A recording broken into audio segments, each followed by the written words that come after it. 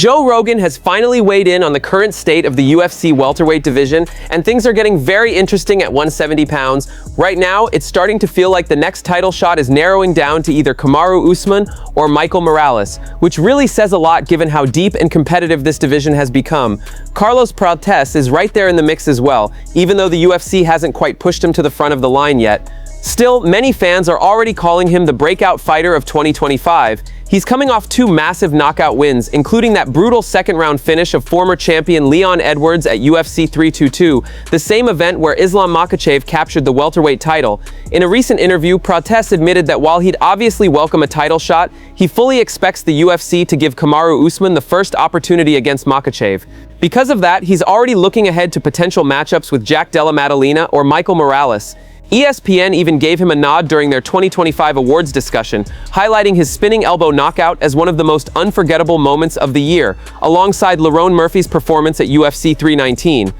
As we head toward 2026, the welterweight division is absolutely stacked. Kamaru Usman, Morales, Gary Prates, and even the possibility of a major superstar jumping divisions for a super fight all feel like realistic scenarios. Now let's take a look at what Joe Rogan had to say. When watching Kamaru just ragdoll him like that, I was like, God impressive. Damn. Fuck yeah. It looked like Kamaru, world champion level Kamaru. Yeah. Like a lot of people have kind of counted him out because there's this narrative that he puts out there openly about his knees. Yeah. Oh, he talked about it on this podcast openly. His knees are fucked. He's like, I gotta go downstairs backwards sometimes because they hurt so much. I heard he went and did like a lot of stuff to like redo them, and now he says they're good, but I don't know. Well, like that. I know he went to Colombia. He went down to that bioaccelerator place in Colombia. I don't know if he's been to the place in Tijuana that the UFC uses now, the Cellular Performance Institute, but they're all very similar. You can still be a world-class fighter at that age. You can clearly see that with Kamaru. Yeah. Like, a lot of people counted him out because Joaquin Buckley was fucking a lot of people Yeah, up. he was. Joaquin Buckley, bro, whoo, that guy's a problem. He's a fucking problem. I've known him for a minute, man. He's wild and fast. Michael Bisping believes Merab Dvalishvili absolutely deserves another shot at the bantamweight title. On a recent episode, Bisping shut down the idea that Merab shouldn't get a rematch, pointing to his overall body of work inside the division.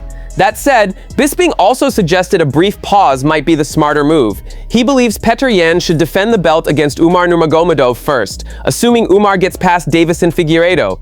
If that happens, Yan versus Umar becomes a massive fight. Both are huge stars in the Russian region, both have enormous fan bases, and both have history with Merab. Stylistically, it's also a dream matchup for hardcore fans. If the UFC goes that route, it lines up perfectly with how they like to operate. It creates one of the biggest bantamweight fights imaginable, builds massive international hype, and by the time Merab returns to challenge again, the belt becomes even more valuable. Here's what Bisping had to say.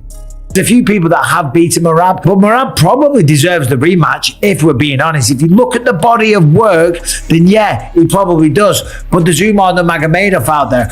I would say, let Yan defend for a minute. Take a break, brother. Have a little bit of time off. You have done incredible things. You've no doubt earned a tremendous amount of money. You've represented your country at the highest level, and you have put yourself through it. Have 3, 4, 5 months off. Rest on your laurels. Reap the rewards of your riches and your spoils, okay? Relax. Take a break. Let the body and the mind relax a little bit. Then come back and look to take your throne. And in the meantime, let Petr Yan fight Umar Nurmagomedov. Some massive news has surfaced, reported by Kamil Gadzhiev, the longtime matchmaker for Khabib Nurmagomedov's Eagle FC promotion and one of the most respected voices in Russian MMA media. Gadzhiev, who has close ties to Khabib's camp and frequently reports on Dagestani fighters, shared a story that caught many fans completely off guard. In a recent interview with a Russian outlet, Gadzhiev revealed that he personally witnessed a grappling sparring session between Khabib Nurmagomedov and Khamzat Chimaev in Dubai. For context, Chimaev spends a lot of time training there, and Khabib often oversees camps alongside fighters connected to AKA and his wider team. According to Gadzhiev, both fighters happened to be in the same gym that day, surrounded by other Dagestani athletes. They exchanged greetings and agreed to do a short grappling session. Despite Khamzat using his size advantage to secure top control early, it was Khabib who ultimately came out on top, locking in a triangle choke from the bottom and forcing Chimaev to tap. Yes, you heard that right. The undefeated lightweight legend reportedly submitted the reigning UFC middleweight champion during training. Gadzhiev went on to say that this only strengthened his belief that Islam Makhachev would defeat Chimaev if they ever fought. He explained that Islam's submission game closely mirrors Khabib's tight, suffocating, and extremely technical, while being very different from Chimaev's style. According to Gadzhiev, if Khabib could make it happen despite the size disadvantage, then Islam would be more than capable of doing the same inside the octagon under official fight conditions. All right, let's get into the interview. Смотри. В любом случае, это две весовые категории. Две. То есть Хабиб может человека в 77 контролировать на фолу. Ну, 84, но это чуть другое здоровье. Если хамзатовский вес, хамзатовские габариты тоже имели значение. А так, в целом, это был Хабиб такой стайл, Хабиб стайлс. И Хабиб просто ему треугольник накинул просто раз вот так. Он прям охотился за болевым, за удушающим. Хотя, конечно, это на фоне усталости произошло. Он сначала дал темп, потом накинул. Хамзат борется очень круто, очень круто. Если сейчас дело пойдет уже к бою Ислама, то нам снова покажется, что Ислам более такой, более раскручен. Manel Kape is still facing backlash following his big win over Brandon Royval just 1 week ago. While his performance inside the cage earned plenty of praise, fans were quick to criticize comments he made about Alexandre Pantoja. Kape sparked controversy by claiming that Pantoja doesn't deserve an immediate rematch against Joshua Van, a statement that rubbed many the wrong way, especially since their first fight ended just seconds due to a freak injury. This time around, Kape doubled down, placing the blame squarely on Pantoja himself. According to Kape, the dislocated elbow happened because of poor decision-making during the exchange. Realistically, Kape is expected to face Joshua Van for the title before Pantoja is fully healed.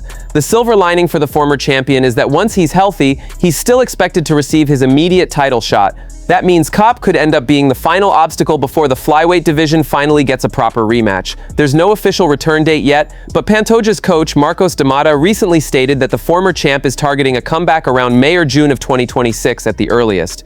Even with perfect recovery, the coach emphasized that an earlier return would be impossible, stressing the importance of complete healing. Here's what Kape had to say. It was a technical mistake by Pantoja. When you go to the ground, you never extend your arm. This is a basic thing in jiu-jitsu. You roll and you let it go. You cannot extend your arm. This was a technical mistake to get up fast. We didn't find the better man in that night. It's happened. Joshua is the champion and the division have to move forward. For the title, you're going to say yourself and Joshua Van. Correct. Tatsuro Taira versus who? Brandon Royval. Amir Abazi versus... They just booked Amir Abazi Kyoshi. When I get to the belt, whatever it is welcome. It's welcome to the party. That's it from MMA Time. Thanks for watching. Don't forget to leave a like and subscribe for daily MMA updates.